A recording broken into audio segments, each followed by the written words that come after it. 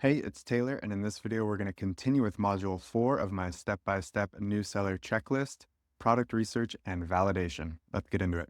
If you're new to the channel, I'm Taylor, the Ecom RN. I started selling on Amazon in 2023. I went on to do over $100,000 profit in my first year. I currently do about $35,000 a month, and I want to show you how to do the same. All right, so here I have the new seller checklist pulled up. This is Module 4, product research and validation.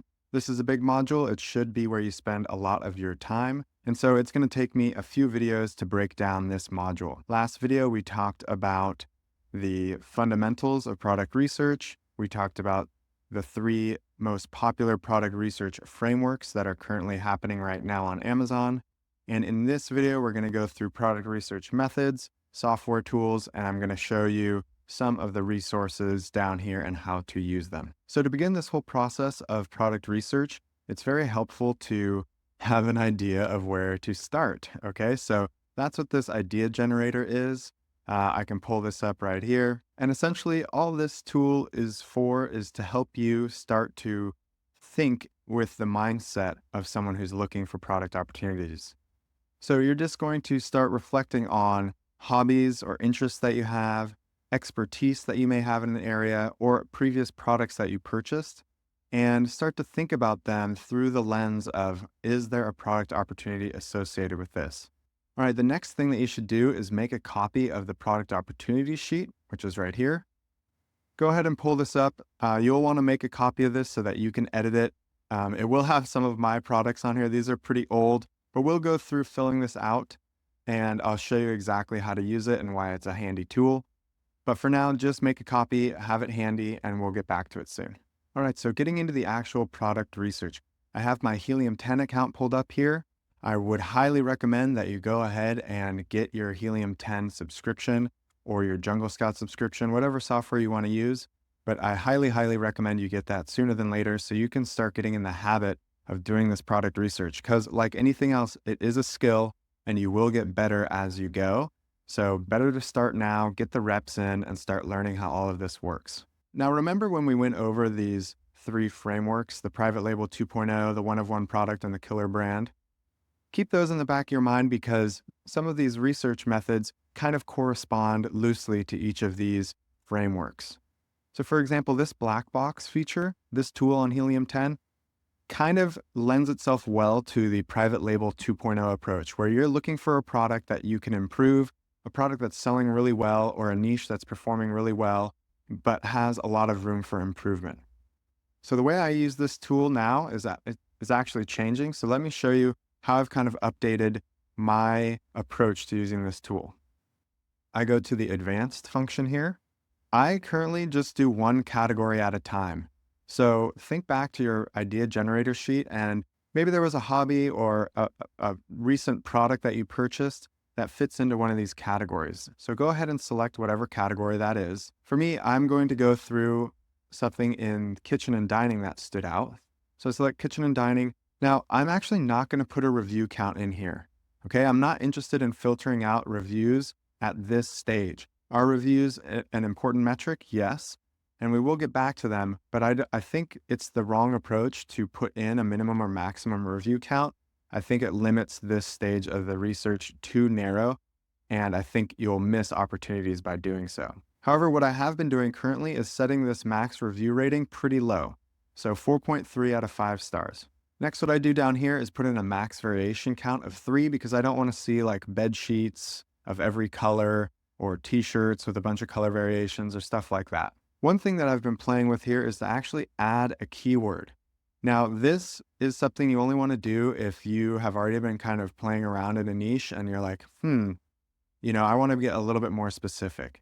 Say you were in the pet supplies category, but you weren't actually interested in lizards and birds. You were interested in dogs. Well, you could put the keyword dog down here to limit your results just to things that actually pertain to dogs. So since we're in the kitchen and dining thing here, and I have an idea about something related to oil, I'm going to put in oil as a keyword there. Okay, now the price. You'll frequently hear people talking about narrowing by the price, and there are a lot of pros and cons to this. But again, I think this narrows things down too much off the gate. So I'm actually going to leave the price wide open. I'm not going to put a minimum or a maximum. I know that's a little different than how other people are doing it these days or other advice you might hear on YouTube, but stick with me. We'll see how this goes. However, what I have been doing is putting in pretty tight monthly revenue ranges.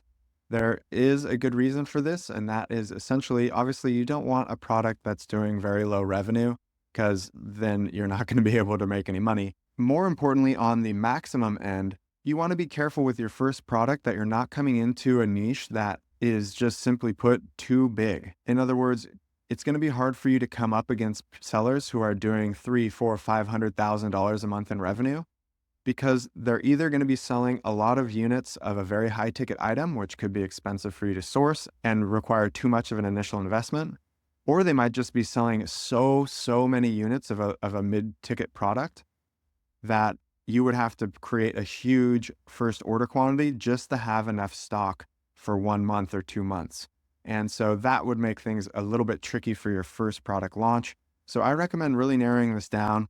I've been doing about $15,000 to, let's say, $65,000 or $70,000 here. Again, you can play with this. Maybe for you, you're okay with a $10,000. And I actually think that's fine. So let's do $10,000 to $60,000 there in the monthly revenue. And then I just click search. Now what I'm going to do is sort by the revenue, and we're just going to start going through all of these products. Now, when you do find something interesting, just pop it out into a new tab and leave it there for a moment. Don't leave this search, right? You really want to make sure you're going into the weeds on each search that you perform and not just chasing the one-off product that catches your eye right off the bat. Really do a good search through this list and pull up several products at a time, and then go and look in more detail after that. Okay, so let's say you found a couple interesting things and you've pulled them up in a new tab. Next thing you're going to do is pull up that listing and you're going to copy paste the main keyword here back up into the search bar, and you're going to search that whole niche. And what you're going to do is pull up your Helium 10 Chrome extension and access your X-ray feature. Okay, the first thing I always do here is filter out the sponsored products from the results. Then I come over and I sort by the BSR, and then I double check to make sure that everything up here is actually the similar product that I'm looking for. So like this one's not, these ones aren't stainless steel, or maybe they are, they just look very different. So I'm just going to remove those from the list, and then we're going to keep looking into this. So we're going to come over here and we're going to look at their revenue. So we can see it's pretty solid. We've got a spread from 70,000 down to about 4,000 down here on the low end. And we've got a pretty good spread in the middle, 40, 20,000, 30,000, 13,000. And so we're going to come over further and look at some more of this. So we can see here, this is interesting because none of these top sellers have very good reviews. And that strikes me because it's like, why? They're still making good sales. They're still selling, hundreds to thousands of units every month. But none of these top sellers have very decent reviews. The highest review score here is a 4.4 down here with 44 reviews. Likewise, not very many of these listings have over 1,000 reviews. And we've got a couple up and comers here with only 200, less than 300 reviews that are still making really good sales. So the next thing we would do is start to take some of this data and add it to our product opportunity worksheet. So we come back over, I've got the worksheet pulled up. This is a similar product that I was looking at. So what I do is I take the actual product, what the product is called, and what the main keywords are, and I put those in. And then I start filling all this stuff out.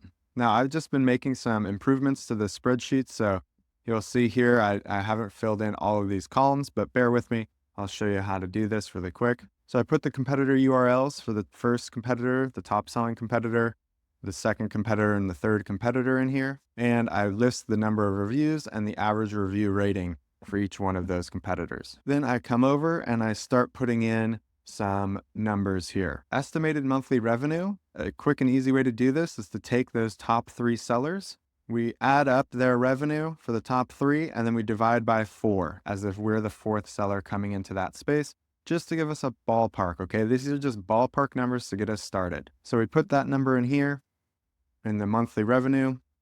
And then we put our estimated list price. Now, this doesn't have to be an exact match for any of the competitors' list price. If you think you can offer a premium version of this at a higher price point, put that price in. If you think that you can offer the same price point as the top seller, put that in.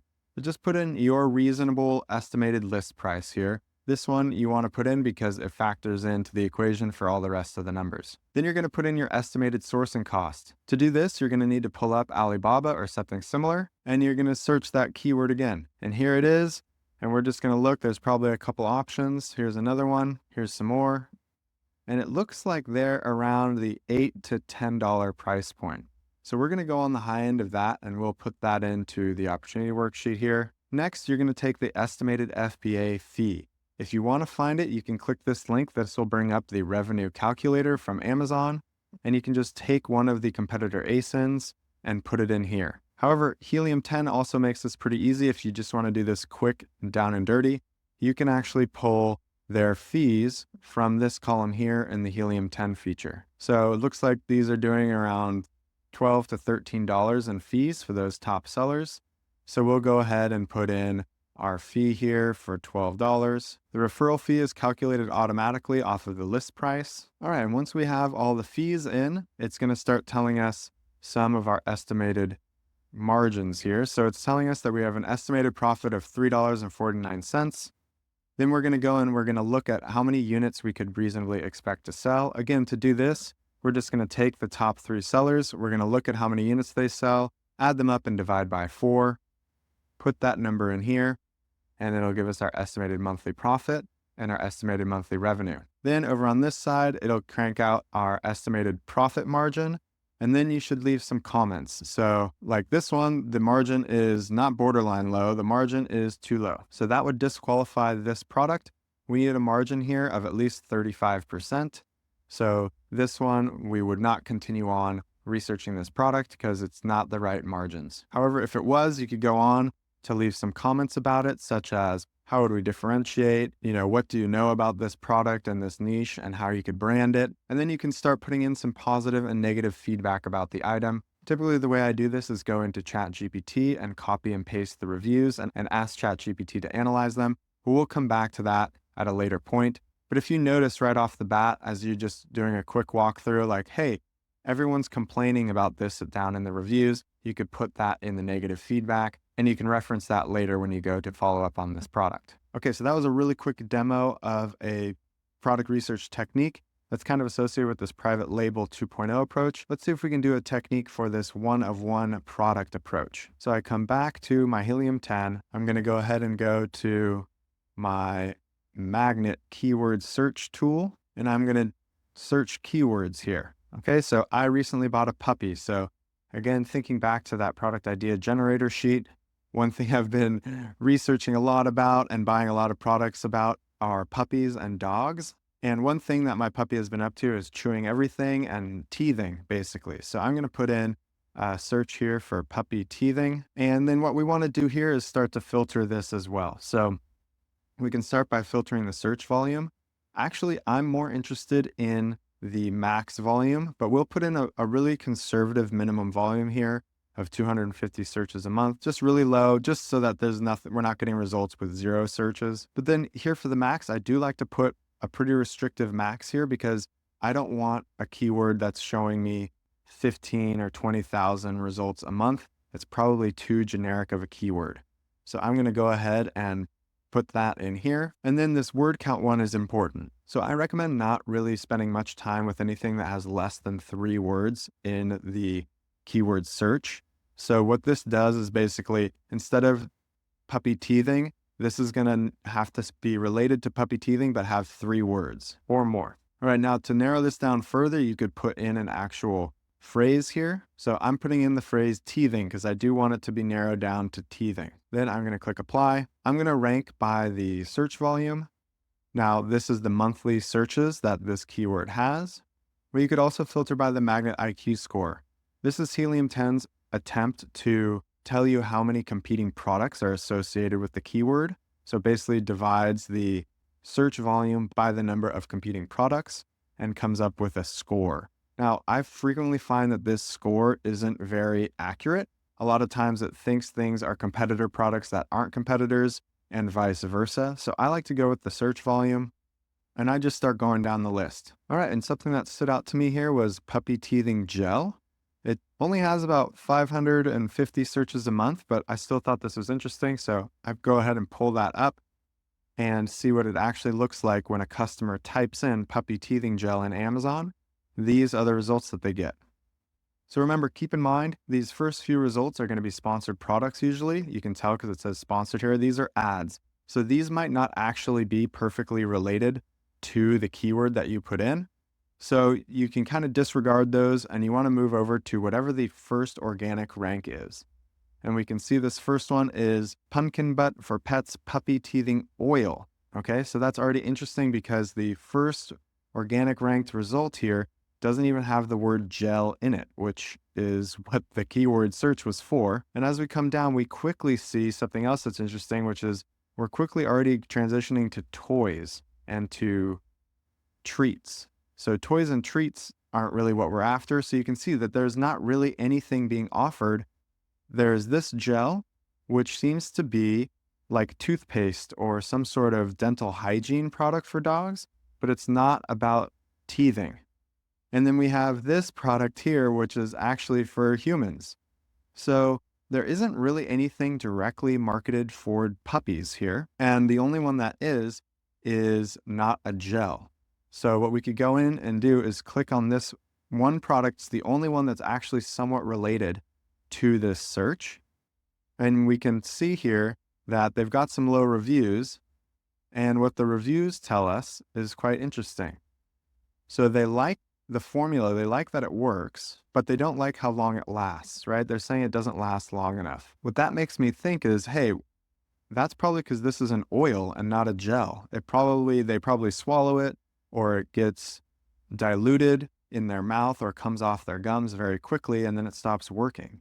So if there was a way to formulate this as a gel, then you could really offer what the customer is actually searching for, which is a puppy teething gel. All right, so since this is a one-of-one product, we really can just go off of the Helium-10 data here to give us a good idea. And we can see that this product is selling about 100 units a month and doing about $1,500 revenue. So pretty low-hanging fruit there. I'm not sure if I would pursue this further just because after you factor in your profit margin, you're not going to really be making much money. However, there's something to be said that, if you offered this at the $19.99 price point and you actually offered what people were searching for, which is the puppy teething gel, you could potentially capture a lot more of that traffic and make sales for that product. So that was a really quick demo of the magnet tool on Helium-10, which can kind of lend itself to this one-of-one product approach. Next, let's look at this killer brand approach, or kind of another spin-off of product research. Let's go back to Helium-10. I'm going to go in my magnet here.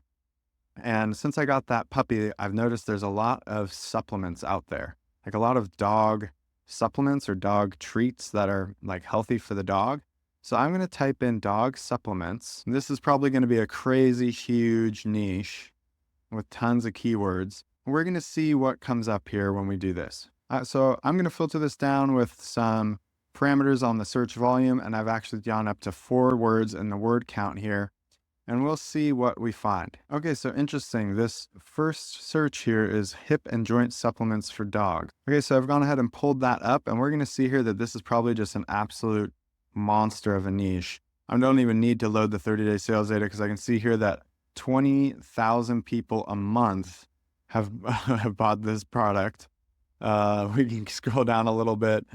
3,000 a month here, 40,000 a month here, 10,000 a month here. So this is pretty crazy. But one thing that stands out, because I have a dog, and the dogs that typically suffer the most from hip and joint issues are like large dogs, right? Like large breed dogs. I'm noticing like this one is for senior dogs, so that's niched down a little bit, but there's not really anything that I can see here that's for large dogs.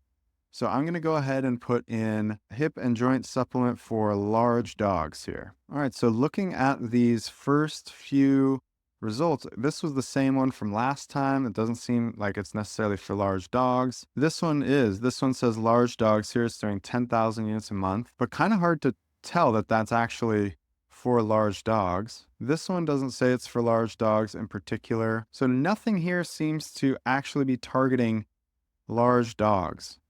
This one's for adult dogs. This one's for senior dogs. So that's interesting. I'm going to come back here to dog supplements and I'm going to do hip and joint supplement for large dogs. And for this one, I'm actually going to put in 5 for the minimum word count. I want maybe joint supplements for large dog or hip and joint supplement large dog. We're going to really filter this down because we want a lot of these keywords in there. And in fact, I'll even put large here in the phrases containing and we'll filter for that. Okay, interesting. So much more modest search volume, but very focused, right? We have dog joint supplement, large breed. This is actually a brand name. We have dog glucosamine supplement for large dogs. I think these are the ingredients that are used in these hip and joint supplements. Dog hip and joint supplement, large breed. Again, that same brand. So pretty interesting. Large dog joint and hip supplement. So quite a bit of search volume.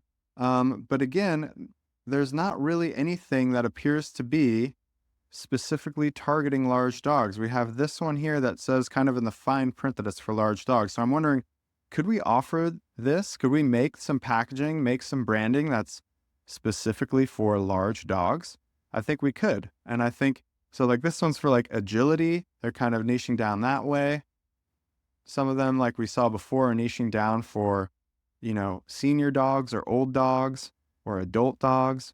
But nobody is really attacking this large dog or large breed approach. So this could be one of those killer brand things where you niche down and you specifically create a brand of hip and joint supplements that are just for large dogs. And all of your marketing is about large dogs, owners of large dog breeds, right? And you make it very prominent on the packaging and in the listing title that your supplement is specifically for their dog, their large dog. All right, so that was a really quick walkthrough of some different product research techniques and tools. Again, your homework for this part of the module is going to be to go ahead and get Helium 10 or Jungle Scout, start doing some product research, make a copy of that idea generator and fill it in so you can start to get the juices flowing. Make a copy of the product opportunity sheet and start filling that in. You can always refer to the revenue calculator, and you can refer to Alibaba or Thomas.net to estimate your cost of goods and start filling that in. The goal is to fill in 10 product opportunities on that sheet before we move on to the next stage, which is validating products. All right, that does it for this video. If you'd like some help with your product research, or you just like someone with some experience to look over your ideas and see if they're good or not, you can check out my free Skool community. The link is in the description, and I'll see you in the next video.